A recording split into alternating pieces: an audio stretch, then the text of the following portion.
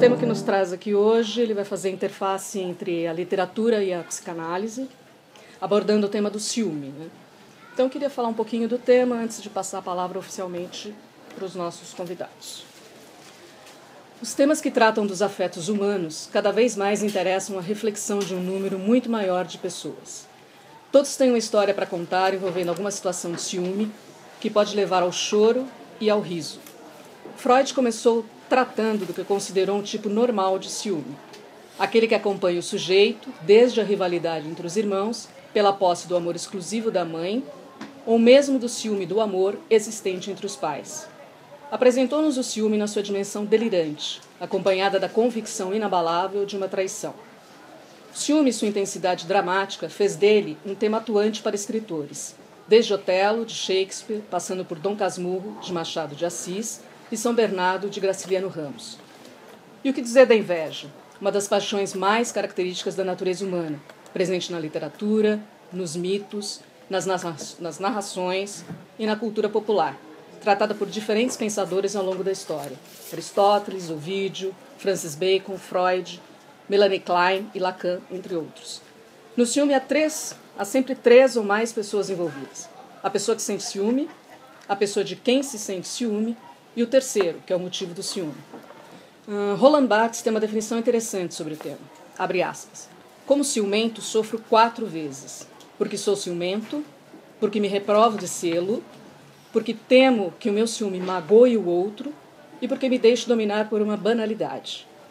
Sofro por ser excluído, por ser agressivo, por ser louco e por ser comum. Algumas questões nós vamos tentar discutir aqui hoje. O amor vem sempre acompanhado do desejo de possuir o objeto? Quando o ciúme se torna sintoma? Há um ciúme tipicamente masculino e outro feminino? Quais seriam os tipos de ciúme? Enfim, nós vamos falar de afetos. E para conversar sobre o tema hoje, nós trouxemos 2 convidados, porque o Ricardo, infelizmente, não está, que é o Leandro Alves Rodrigues dos Santos, que é psicanalista, psicólogo, doutor em psicologia clínica pela USP e pós-doutorando em psicologia social pela PUC. Ele é membro da Escola de Psicanálise dos Fóruns do Campo Lacaniano, Brasil, e do Fórum do Campo Lacaniano de São Paulo. E o Jaime, aqui à minha esquerda, que é professor associado de literatura brasileira na USP e que publicou, entre outros trabalhos, Crítica em Tempos de Violência e Literatura, Violência e Melancolia. Bom, obrigado pelo convite, é um prazer conhecer você também. A ideia de falar em ciúme, né? Eu tinha pensado, né, e aí assim também no Facebook escrevi isso, né, que falar em ciúme nesse momento é muito importante porque de fato o que está acontecendo no Brasil diz respeito a uma série de tensões não resolvidas do país, de problemas que não estão suficientemente claros e que aí levam a uma série de movimentos sociais de busca de mudança, de busca de esclarecimento. Eu acho que sim, isso tudo motiva uma conversa sobre o afeto, motiva uma conversa sobre a aproximação entre as pessoas, porque quando se pensa em transformações coletivas, como agora se discute muito, a questão do valor que você dá ao outro, né, é uma questão muito crucial, né, de saber se aquilo pelo que você está lutando é de fato o que o outro também quer, né, e se a luta coletiva é uma luta que de fato representa os vários indivíduos que estão nessa coletividade. Então, eu, claro, vou falar um pouco do ciúme, mas eu gostaria de falar de modo mais abrangente sobre afeto, né?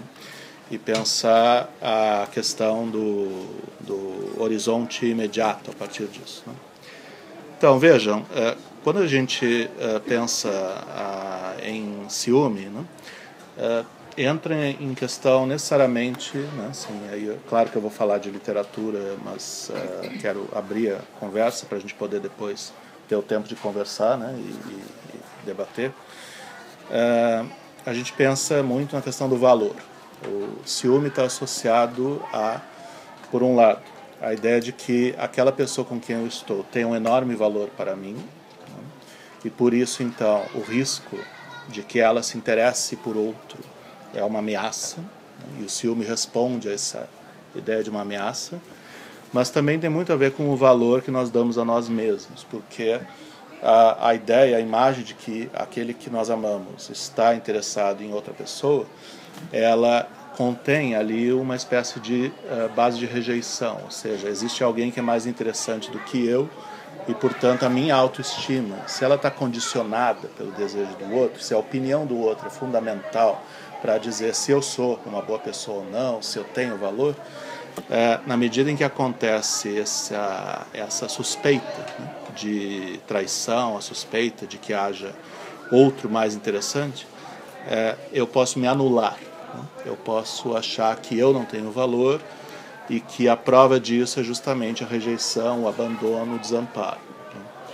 Então, ciúme, e aí o exemplo do Shakespeare, que já foi mencionado, né, pela Patrícia, né, e o Dom Casmurro também, que o Leandro também falou, né, são exemplos que envolvem isso, são exemplos de homens que, ao se sentirem rejeitados, ao entenderem que há aí o risco de terem sido excluídos pela mulher amada, né, eles entram numa espécie de grande autodestruição. Né? No caso do Otelo, isso diz respeito justamente à necessidade de destruir tudo que foi construído, né, o que tem a ver com a ideia da Desdémona ter que morrer. Né? E no caso do Machado de Assis, tem a ver com uma memória que entra numa situação autocrítica, como se o passado não fosse aceitável. Né? Assim, boa parte do Dom Casmurro, sobretudo no final, é um mal-estar com relação ao próprio passado que deveria ter sido outro. Né? O problema do arrependimento, o problema da culpa, o problema de não saber por que tomou as decisões que tomou. Né? Então, de fato, a questão do ciúme, ela não é apenas sobre a relação, mas ela também é sobre o sujeito. É uma questão que diz respeito sobre a vulnerabilidade, sobre o fato de que a nossa capacidade de autossustentação, ela pode não ser suficiente e ela depender então do outro. Eu preciso da opinião do outro para achar que a minha vida vale a pena. Nesse sentido, então, essa fragilidade levaria a uma série de problemas, a uma série de ramificações, e isso nos leva a um confronto com o problema do que de fato nós queremos, né? Assim, o problema da definição racional ou não, né? Consciente ou inconsciente, do que a gente está esperando como satisfação, como gratificação. Né? A ideia de que a nossa gratificação venha do outro, né? E que o contato com o outro seja condição para a nossa felicidade, joga um encargo muito grande nesse outro, né? Joga uma responsabilidade muito pesada. Por exemplo, o meu entender, assim, pensando na história da literatura e da cultura, um dos fundamentos desse problema está no livro de Platão, O Banquete. Né? O livro de Platão, Banquete, é uma série de diálogos sobre o amor, sobre o afeto, e lá está uma história bastante conhecida, que é o mito do andrógeno. Para os que não conhecem, fazendo um resumo muito breve do que é isso, Zeus imperava no Olimpo, na Grécia Antiga, ele tinha a centralização do poder, e surgiram então seres que são os andrógenos, que tinham duas características. Uma é de que eram seres muito fortes, muito potentes, que poderiam mudar tudo que está à sua volta. Né? Os andrógenos então tinham uma espécie de poder no próprio corpo. E a outra coisa é que esses seres tinham os dois genitais, o masculino e o feminino, no seu corpo. Eles traziam já em si, né, do nascimento, o masculino e o feminino. Zeus então se sentiu ameaçado, e o que ele fez, como uma forma de autopreservação, preservação do seu poder, foi cortar todos os andrógenos ao meio, né, e condená-los ao desencontro para sempre. Ou seja, a metade masculina foi para um lado, a metade feminina foi para outro lado, e Zeus determinou que eles não se encontrassem. Porque, de acordo com o mito, se eles se reencontram, eles compõem essa unidade total, poderosa, que vai mudar a natureza e mudar o universo. Deu para entender? Então, essa concepção do amor, ela de fato domina o Ocidente. Né? Ela vem em toda a tradição, vem até hoje. Todas as imagens referentes à metade da laranja, a alma gêmea, né? Tudo isso são expressões dessa ideia de que o amor compõe uma unidade perfeita, né? E que ali nessa unidade tudo faz sentido. Justamente o quanto nós acreditamos nesse tipo de mito é que nos leva a reclamar que essa totalidade, quando não se completa, não há felicidade, né? Quer dizer, é uma expectativa excessiva, né? É uma expectativa de que a relação amorosa ela não tem defeito, que ela não terá problema e que ela não terminará. Mas, de fato, né, como o Leandro também já mencionou, essa concepção de amor ela está presente na atualidade. E, por exemplo, a indústria de Hollywood, ela insiste muito nisso. Ela insiste muito em filmes que vão colocar, sobretudo a comédia romântica, né, vão colocar o seguinte: o que é a vida? A vida é uma série de obstáculos para você achar o seu grande amor. Quando você acha, todos os seus problemas acabam. Né? Sex and City. Sex and City. Sex and the City. O que significa, né, então, que basicamente o outro é a condição para a sua existência, né? Não é apenas uma questão de relacionamento, é uma questão de autoconsciência, de autoestima. Então, o sucesso desses filmes no cinema e na televisão depende muito justamente de nutrir essa expectativa, porque é uma expectativa miticamente muito forte, né? A expectativa do outro como completo, né? No entanto, justamente, na mesma medida em que essa fantasia de que o amor completo é a condição da felicidade, que o outro não pode falhar, vem aí a base para o ciúme continuado, porque o outro nunca vai poder estar o tempo todo do nosso lado, nunca vai poder nos dar tudo o que queremos, e nós não poderemos dar tudo o que ele quer, né? Sim, o ciúme, em larga medida, começa quando você descobre as suas imperfeições e pensa, de fato, ele vai me largar ou ela vai me largar porque eu ronco, né? Vai me largar porque eu trabalho demais, vai me largar porque eu não dou atenção suficiente. Quer dizer, o outro tem vida própria, que absurdo, não é? Nesse sentido, então, qualquer expectativa mistificadora do outro, como o outro para nós, né? O outro que existe para nós, vai abrir a chance do ciúme permanentemente, né? Esse risco vai se colocar. E sim, o ciúme vai trazer agressividade. Então, a situação que é possível ver no cotidiano de modo muito constante, de você ver assim, no supermercado, eu vejo muito, assim, né? Ou então um restaurante, casais que supostamente estão numa relação estável, né? Uma relação boa, brigando o tempo todo pelas mais absurdas picuinhas, né? Porque tem que haver aquilo ali, porque sem aquilo ali há a indiferença, que o Leandro explicou muito bem, que é a pior coisa que pode acontecer. Quer dizer, na falta justamente de condições de expressar, de elaborar a ideia de que eu amo você e vou dar provas e vou mostrar isso o tempo todo, né? Por causa da nossa fragilidade e vulnerabilidade, entra isso. Eu vou mostrar para você que eu me importo porque eu brigo com você permanentemente. Ninguém fará isso tão bem quanto eu faço. Não te deixa em paz. Não te deixa em paz. Não, jamais, né? Então, vejam, o que acontece. O que eu queria colocar é justamente assim, que há uma historicidade nisso. Por exemplo, nesse momento eu estou dando um semestre lá na USP sobre romantismo, sobre o século XIX. E no romantismo, essa ideia do amor total é uma ideia constante, né? Mas aí como é que o amor total aparece? O amor aparece assim. É o contexto patriarcado, que é muito forte no Brasil, que vem da Europa, mas que no Brasil se estabeleceu como sistema dominante dos relacionamentos. Patriarcado é assim, né? Felipe Arias tem um estudo muito bom, que eu posso depois referir. Patriarcado é assim.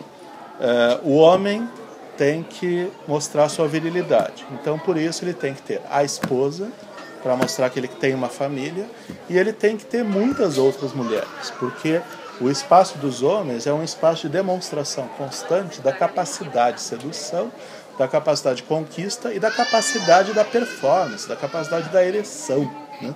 Isso tem que ser conversado entre os homens constantemente, seja verdade ou não, né? Mas essas histórias elas são necessárias, né? Os homens no bar, os homens no seu meio falando da sua capacidade de acúmulo de experiências com mulheres. A mulher no patriarcado ela tem o seguinte papel, ela tem duas alternativas.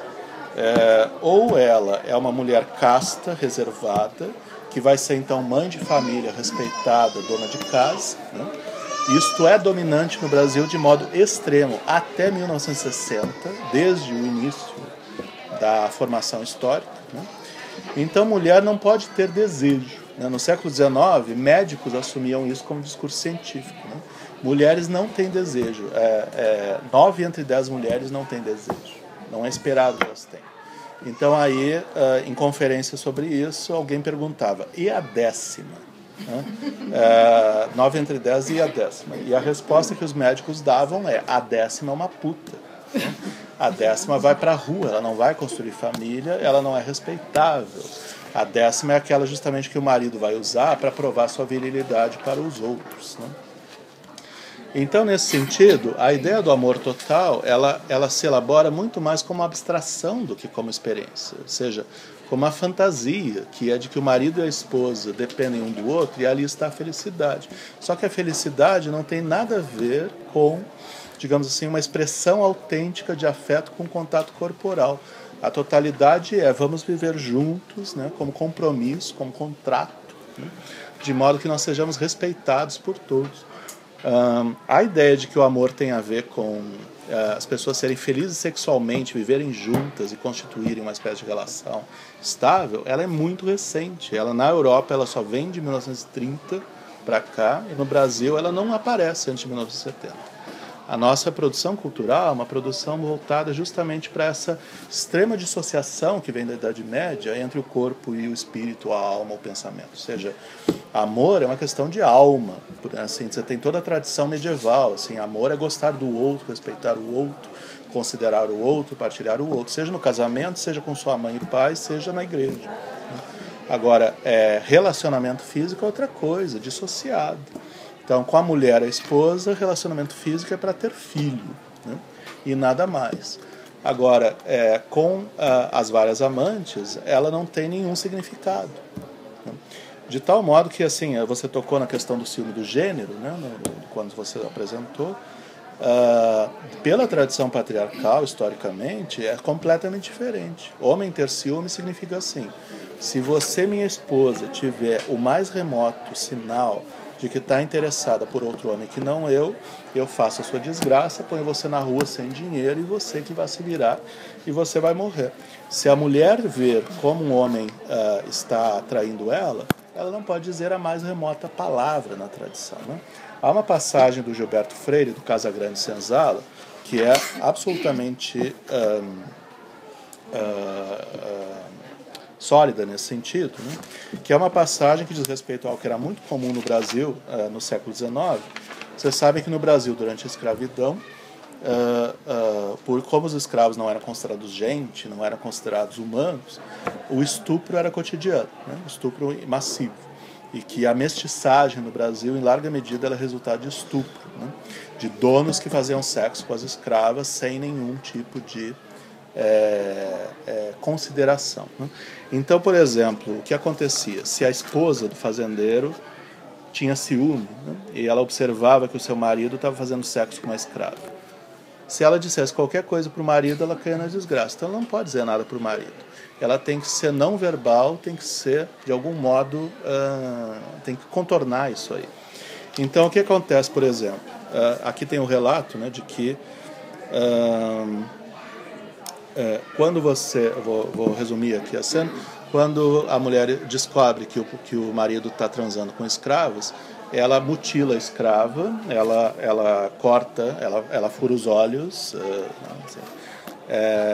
e aí então ela pega os olhos, por exemplo, né, e ela põe numa jarra de sobremesa, e aí no jantar, quando vai vir a sobremesa, vem a jarra.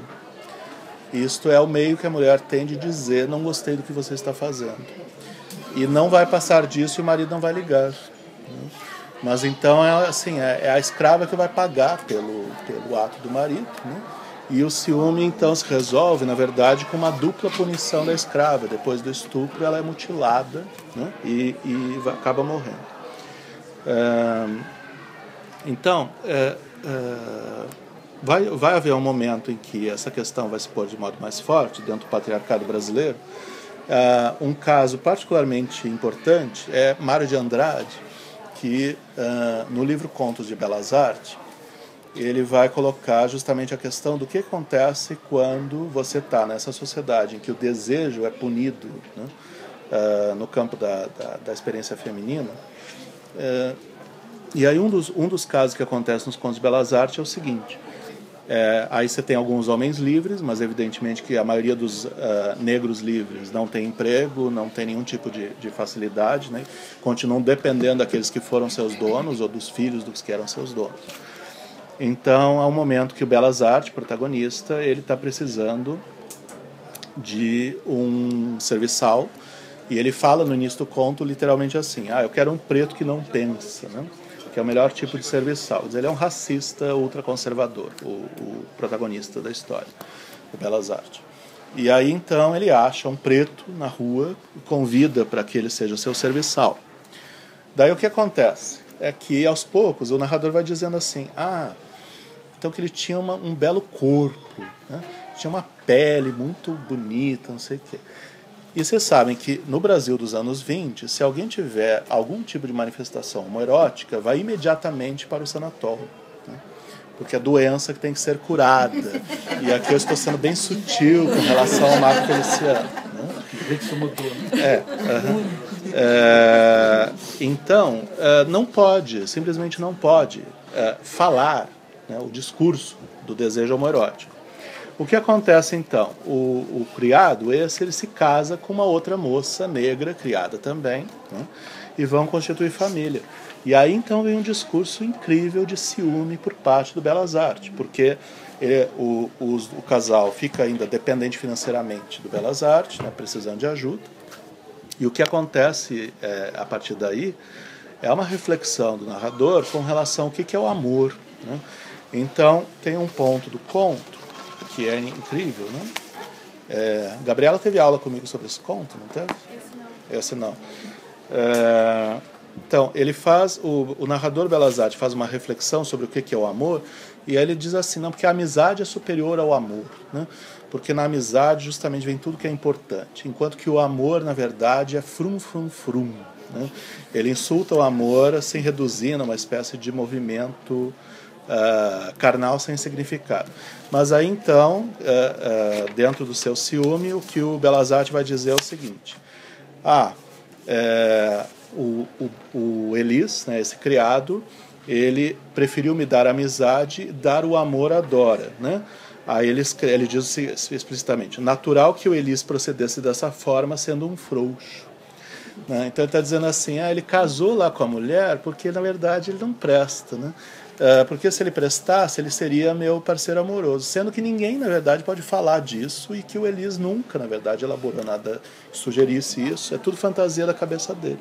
Então é um ciúme, de fato, que tem a ver, no caso, com o afeto que não existe, o afeto que não pode se realizar, o afeto que não pode haver toque, que não pode ser expresso.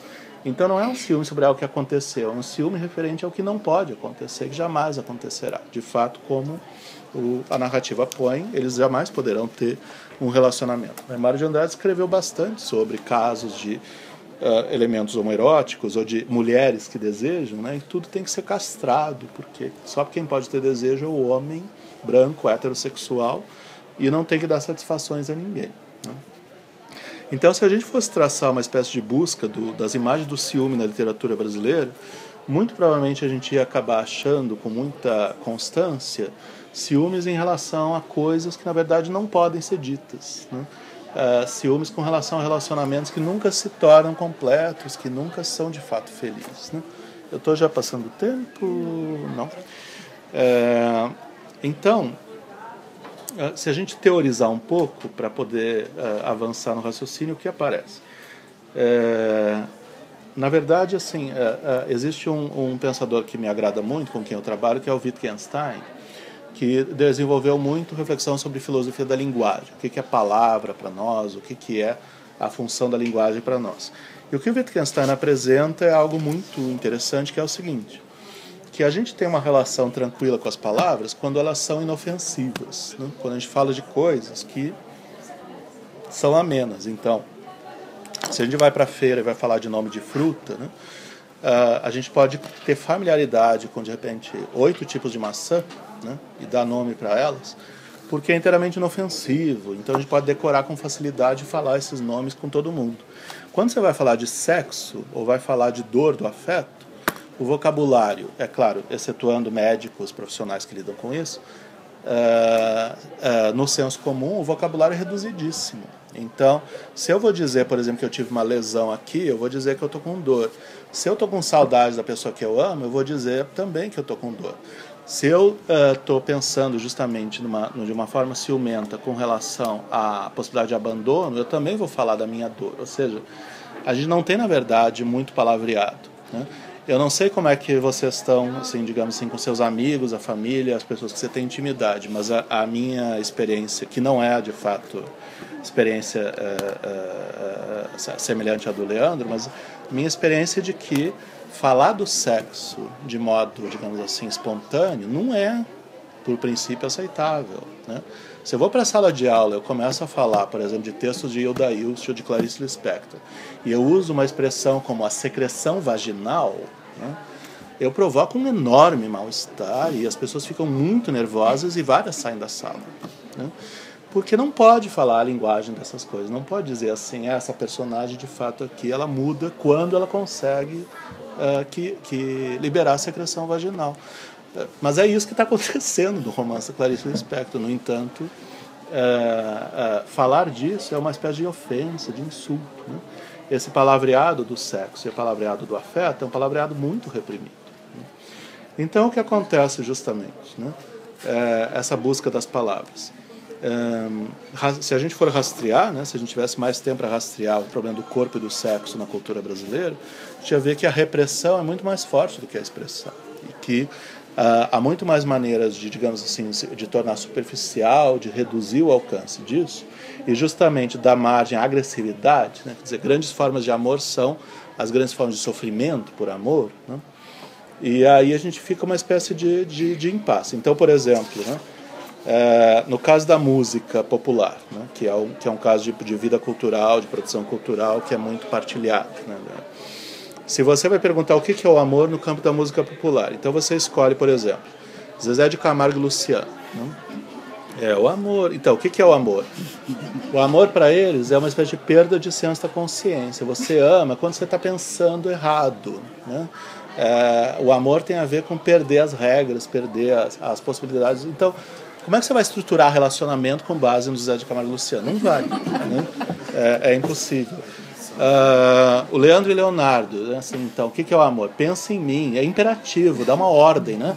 Ame a mim, né? Você tem que me obedecer, né? É tudo imperativo. Então, amor como controle, né? Não é muito agradável. E o Michel Teló, então, amor é o quê? Se aquilo for amor, é imediatismo físico. Então, aí se eu te pego, né, como declaração de amor, é realmente... Devastação. Devastação. Quer dizer, que história é essa? Né? Assim, como é que eu vou organizar minha vida amorosa com esse tipo de fraseado? Não vou conseguir. Aí você passa para aquilo que seria, digamos assim, a música considerada de maior qualidade, e o que você vê é indeterminação, é problema. Então, assim, Cazuza, né, o grande sucesso do Cazuza foi o exagerado. Então, o que é o amor? O amor é uma hipérbole, o amor é tudo por excesso. Então, assim, a canção tem estrutura irônica de tal modo que se o amor é tudo aquilo que está sendo dito, não dá para ter mesmo, né? Assim, daqui até a eternidade, né? Mil rosas, ou seja, a configuração do amor como algo que está fora da nossa possibilidade cotidiana, né? Ou então Chico Buarque, a canção Eu Te Amo, basicamente é sofrimento, né? Você fala que ama no momento que você parou, né? De fato não há assim, uma educação sentimental afirmativa, não há, por nenhum dos lados, né? E aí você pensa, por exemplo, acho que não sei se a referência era familiar a todos, você pensa em o que acontece com os afetos na telenovela. Pensa no que era afeto para Carminha, né? Que tomou o pensamento brasileiro durante quase um ano. Com o Tufão era aquela ideia de um controle calculado, pernicioso, quer dizer, era tudo fingimento, dissimulado, né? E com o Max era um sexo com manipulação. que modelo de educação sentimental eu vou tomar com o Carminho, né? Enquanto que as pessoas que ali naquela novela tinham alguma coisa parecida com uma relação feliz, né? Como o Leleco e a Muricy, com amor espontâneo, ficam procurando outras pessoas em vez de fazer o que elas querem, né? Isso, de fato, é um grande descompasso em tudo. Então não é surpreendente que surja ciúme por toda parte. O amor e o afeto estão jogados numa espécie de indeterminação generalizada, em que nada garante nada e nada permite esperar nada. Então eu vou terminar a minha fala dizendo o seguinte, né? Que, a meu ver, hoje, a necessidade de pensar sobre o afeto e o ciúme, ela passa, ou ela poderia passar por uma reflexão no campo ético, né? Que é qual é o valor que o outro tem em si mesmo, não pelo afeto que ele tem por mim ou não, né? Quer dizer, a pessoa amada, o quanto eu a respeito como pessoa, se ela fizer uma porção de coisas que exigem, por exemplo, que ela fique distante, né? Ou que ela discorde de mim de questões importantes, né? O que acontece se eu amo muito uma pessoa, por exemplo, e ela quer ir na passeata e eu não quero, né? Ou ela quer confrontar o governo e eu não quero. Quando isso aparece no cinema, isso é muito difícil, né? No cinema brasileiro. Há separações por questões de posição. Então aí ficaria a pergunta, que é se o amor ele resiste, digamos assim, ele funciona, ele se produz, alheio a esses mal-estares do cotidiano, alheio às questões de fragmentação coletiva, né? E a tendência do cinema brasileiro, se vocês forem ver o Estamos Juntos, ou o Nome Próprio, o Hoje, da Tata Amaral, que está passando, né? Amor não fica fora do campo do espaço público, do campo das opiniões e das demandas. O amor, ele fica impregnado de tudo isso. Então a aparição do ciúme, ela é também associada a um mal-estar com relação ao que é o Brasil, o que é a sociedade, o que a gente está querendo. Porque se um quer algo diferente do que o outro quer, não há afeto físico, carinho e sexo que resolva. Então é isso.